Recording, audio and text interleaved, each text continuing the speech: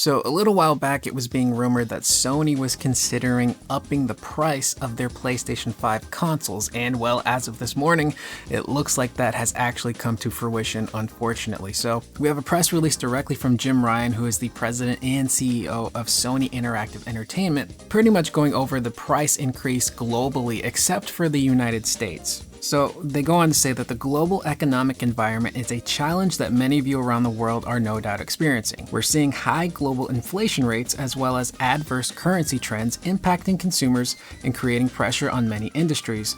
Based on these challenging economic conditions, SIE has made the difficult decision to increase the recommended retail price of the PlayStation 5 in select markets. So these markets include Europe, the Middle East, Africa, Asia Pacific, Latin America, as well as Canada, but again, not here in the United States. We'll get more into that in a little bit, but I'll go ahead and keep these prices here up on the screen so you can see just how much of an increase they are. The price increases are differing based on country, but this is really unfortunate, and I get it.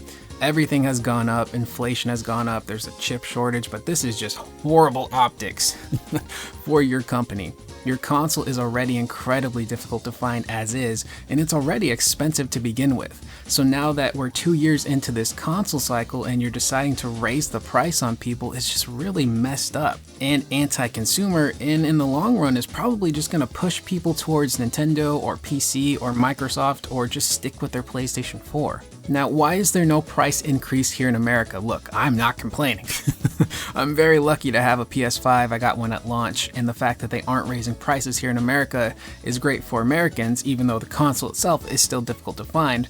But some people are speculating that maybe they didn't raise the price here in America because they already technically have more market share than Xbox does here, and they could probably just eat the cost here in America, and they plan to make up that money around the world, which is really unfortunate. Now, a lot of people are also questioning, will Microsoft and Nintendo follow suit? Personally, I don't think they will. Microsoft is a massive company who makes billions and billions of dollars in their sleep, and they can afford to take a loss on their console sales. Also, console sales aren't what Microsoft has been focused on the past few console generations, if you really look at it. They're really focused on building that Xbox Game Pass brand. That's what they care most about. They want you in their ecosystem. They don't care if it's through the Xbox Series family of consoles or an Xbox One or a PC. Their main platform is Game Pass. As for Nintendo, the base Nintendo Switch has been the same price since its release, if I'm not mistaken. It might have had a few price changes here and there, but their only price increase technically came with the Nintendo Switch OLED, which made sense to increase prices on that console in particular because it had a brand new screen and it did have some more fancier upgrades. So the cost of that one going up made more sense because it was technically a brand new machine. But other than that, the Switch itself is still really old, so it wouldn't make sense for them to increase the price on both the OLED now and the original base Switch. So Jim Ryan is currently the president and CEO of SIE, and he's making some really questionable decisions that are very anti-consumer. I do not like this at all. And if you've watched anything on my channel, I do not consider myself a fanboy of anything. I just go where I think the interesting games are, and Sony has had the interesting games for me, but a lot of their business decisions and everything that's been happening this console generation with Jim Ryan are very anti-consumer, and they're mind-boggling. You know, starting off with raising the price of games from $59.99 to $69.99 as a base, to being kind of very anti-backwards compatible and making weird decisions with PlayStation Plus and not having emulation for consoles like the PlayStation 3 is all really weird to me. And this guy is just kind of taking Sony back to the era they were in with the PlayStation 3, where they were resting on their laurels, where they were cocky and overconfident because their previous console did so well that they felt like they could do no wrong. Ridge Racer, remember that one? And it's also giving me vibes of the Xbox 360 to Xbox One era with Don Mattrick. Now, if you don't remember who Don Mattrick is, he was pretty much the guy who was in charge of the Xbox brand for the Xbox 360 and the Xbox One. He was also the guy who kind of ran the Xbox name into the ground with a lot of questionable decisions of his own. Things like requiring your console to have an online internet connection 24/7, or you would lose privilege to use your console in your games.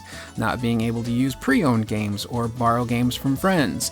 And one of the bigger ones was not having an emphasis on games. Don Mattrick was so obsessed with taking the Xbox One and making it an all-in-one media machine that focused on everything but games. music, movies, television, things that were not important to gamers. Fortunately, we have a product for people who aren't able to get some form of connectivity. It's called Xbox 360. Right. So stick with 360. That's your message if you don't, like it? If you have zero access to the internet, that is an offline device. He was also the one who decided to bundle a Kinect with every single Xbox One console, hiking the price up from what would have been $400 here in America to $500, effectively costing Microsoft that entire console generation, allowing Sony to come in with the PlayStation 4 and just kind of clean house. So eventually Don Mattrick would leave for Zynga, and you had a guy like Phil Spencer come in who clearly understood the consumer base and its fans, and he worked tirelessly to rehabilitate that Xbox branding. And you look at where they're at now, and they've built up so much goodwill with their consumers with backwards compatibility.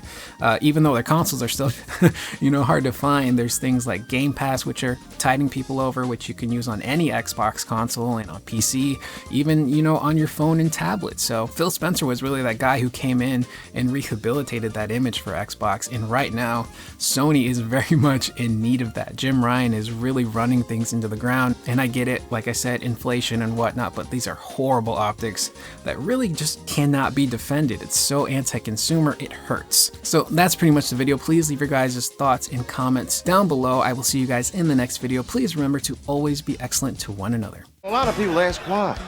Why treat the customer this way? Why? Because fuck them, that's why.